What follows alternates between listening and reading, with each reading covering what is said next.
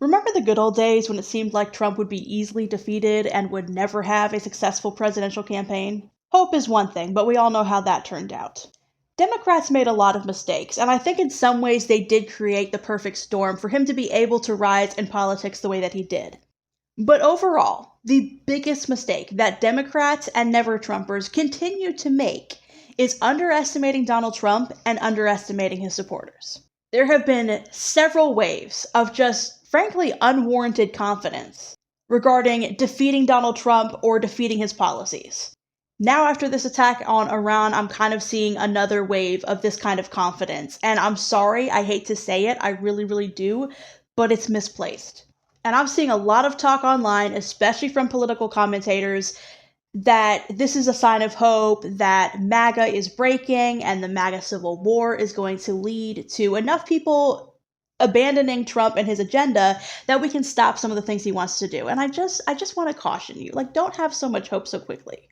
I understand feeling hopeful if you look at these people who have been diehard MAGA, diehard Trump fans going, wait a minute, you've had this campaign of America First. It's been your whole agenda. You've talked about it so much, and now you're getting us involved in this when you don't really have reason to.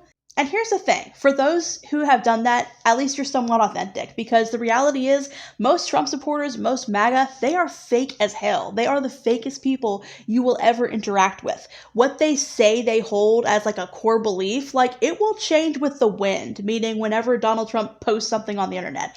If you are that fake, you can be easily manipulated by anybody and anything. And the thing is, we call it a cult for a reason. And it takes a lot for people to come out of a cult. It takes a lot. It is not just one simple event that makes them uncomfortable that's going to make them wake up. So yes, we have seen a handful of people come out who have relevance in that political realm, and it seems encouraging. I get it. And we all want to hold on to hope. I understand. But realistically, bombing Iran is not going to break MAGA. It's going to cause conflict within MAGA, but it's not the end of MAGA. It just isn't. It really frustrates me that the left does not seem to have learned anything about MAGA. Like, this is not some small group of people, even people who do not consider themselves diehard MAGA and deck themselves out in MAGA gear. People who are still MAGA voters. Like, this is a huge chunk of the voting bloc, obviously. And it just seems like the left still does not grasp things that drove people to Donald Trump in the first place. Just because it feels uncomfortable to hear or talk about doesn't mean you don't think about it. Just politically, from an Oppo research perspective, why are y'all so clueless about the other side still? That's really not acceptable. That's why you keep losing, frankly. You're not even trying. So, from my perspective, I have learned these three things about MAGA. Number one, there is no amount of shock value and degradation of social norms that is too much for them. The left has got to understand that, because a lot of y'all still are seeing stories break and you're like, okay, surely this is enough. This is enough that some of them are going to wake up. This is enough that enough of them are going to be like, no. The past election was pretty recent. Trump is only about 6 months into his term. No, if they had plenty of time to wake up, baby. They did not. So why do you think it's just going to happen by magic? Even in this past election cycle, there was some type of comment that someone at a Trump campaign rally made about Puerto Rico being garbage. And there was a lot of backlash to that, which is understandable. That's just a shitty way to talk about people. But a lot of folks there were actually folks on the left saying that they thought that would be enough to make MAGA kind of wake up and think. Maggots don't think like that. They just don't. And not only does Trump being offensive not bother them, it's something they actually like. Now, for those folks who vote for Trump but are not like diehard MAGA, to them, the way Trump talks when he's intentionally being offensive, intentionally trying to be inflammatory, intentionally trying to poke people in the eye, they don't necessarily like that side of him, but they just kind of view it as, well, I want the other things that he does, so this is just kind of part of the package. But a lot of folks who are MAGA, they don't just tolerate his inflammatory remarks and constantly pushing the boundaries and constantly saying just these horrible things about all these different groups of people. They love that. They love that. They can't get enough of it. So no, they are not going to be shocked by him and go, oh, well, I guess Trump takes things too far. Guess I won't support him already. If there were enough people in MAGA who thought that way, then he wouldn't have won. Number 2, there is no amount of depravity that is too far for them. Take Alligator Alcatraz for one. I mean, do you need a better example to understand that for a lot of these people, there are bridges that are not too far for them? Y'all have got to start recognizing that MAGA is not just people that someone like me disagrees with. A liberal, a leftist, a progressive, an environmentalist, a Democrat, whatever. They are so much more than that. They are an extreme group with extreme values who want extreme cruelty in this country. That is what they want. We have got to start viewing maggots as depraved people. They are not just well-intentioned folks who might have a different perspective than I do on this law or that law. They celebrate depravity. I'm not saying there's not any hope at all that anyone might break out of this cult, but the level of depravity that they've had to accept up to this point, if they're still a part of it, I mean, folks don't break out of something like that very easily. A lot of them, I think, are very well aware of just how depraved it really has become to be a part of MAGA, and I think a lot of them are actually very comfortable with it. Or they've just been talked into believing that it's really not that bad. And number 3, there is no amount of hypocrisy that is too much for them. There is no amount of hypocrisy that is too much. There's nothing about Trump that is authentic. He talks about draining the swamp. He's a swamp creature, y'all. He's a swamp creature. There's no draining the swamp. He criticizes Democrats for paying back friends. He does stuff like that all the time. Nepotism, that's through the roof. Profiting from the presidency, making corrupt decisions for the country, using the presidency to benefit himself. I'm not even going to go through the whole list of everything that's hypocritical about Donald Trump. I've mentioned that in other videos. There will be plenty more videos covering that topic. Every single thing Donald Trump does is absolutely hypocritical. It's stuff that he will condemn anyone else for. Because the thing is, all he has to do is say that it's fake news if anyone calls him out on it. And his supporters will just let him get away with that. So don't get me wrong, I don't think the cult is as big as it was back in 2016. I think he has lost some people along the way. I think January 6th was a turning point for a lot of people. The bombing of Iran was a turning point for a lot of people. But it is still a massive cult. And look, attacking Iran is really the antithesis of what Doofus in Chief claims to stand for, and I get that. And seeing people recognize that, even within the MAGA movement, is encouraging. And don't get me wrong, it is a good thing that they are willing to openly criticize Trump. I'm sorry, but a lot of y'all are claiming that this is a turning of the tide, and I just don't think that it is.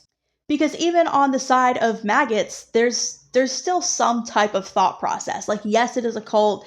Yes, it is ridiculous and absurd and insane and depraved and evil and cruel and disgusting to anyone with a brain on the outside of it.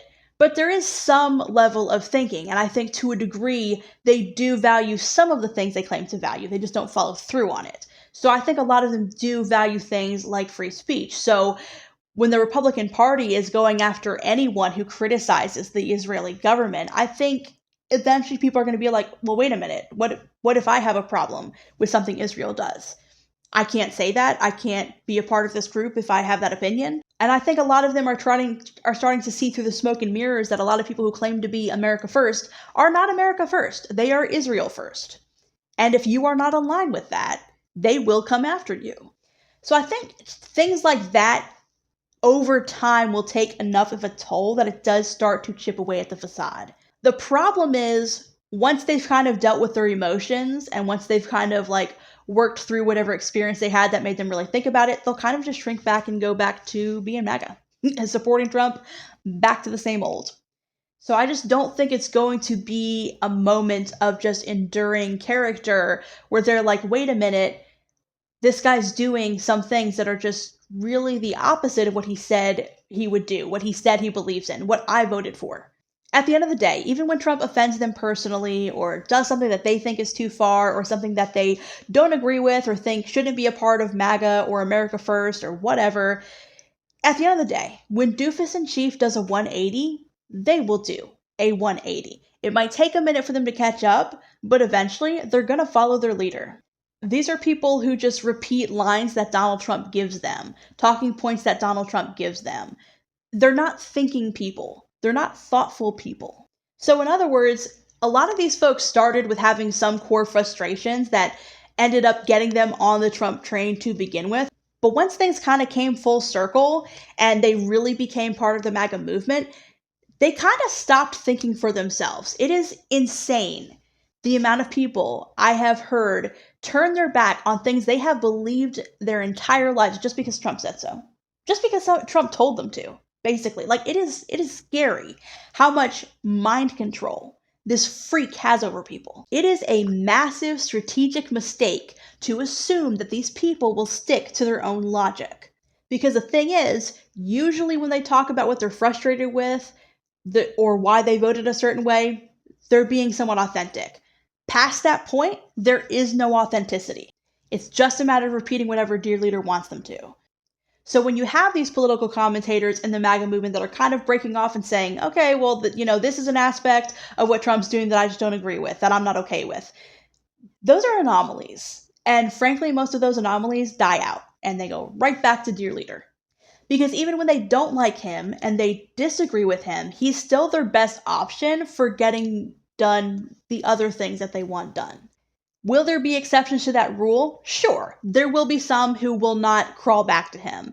And if they have a platform, they may use that to try to pull other people from the MAGA cult. They may use that to try to platform other ideas outside of maggots that are actually good for the country, maybe even. But we have got to stop assuming that enough of them are going to wake up to have any type of actual impact, culturally or politically, to make a real difference.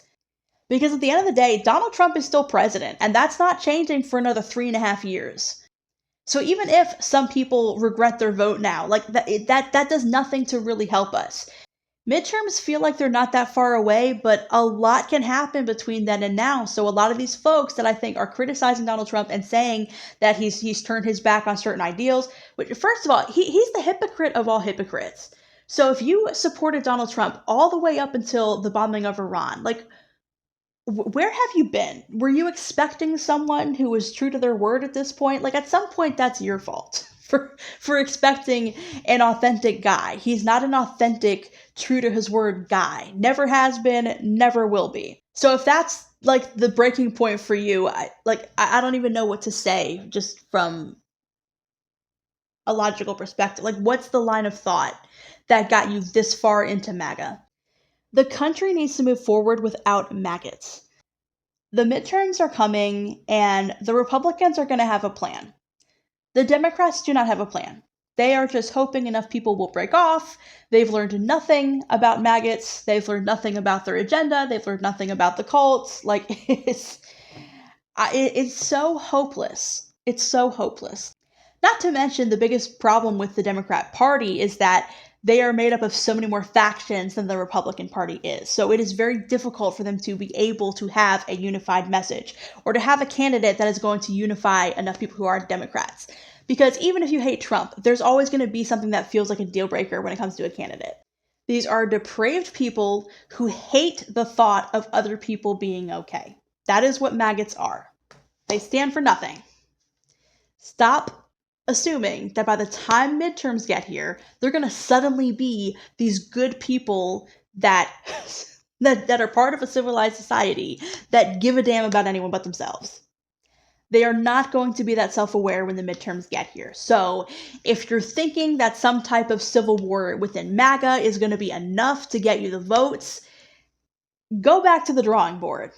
That is not a strategy. That is not a plan. That is not the way to approach this. And look, I'm not going to sit here and act like I have all the answers, but it is so obvious that getting our hopes up is not the path. All I want Democrats to do is come up with a strategy that does not involve relying on fairy tales and dreams. And that's all I have for this video. If you enjoyed this video, half this video, or even just a quarter of this video, please hit the like button and don't forget to subscribe.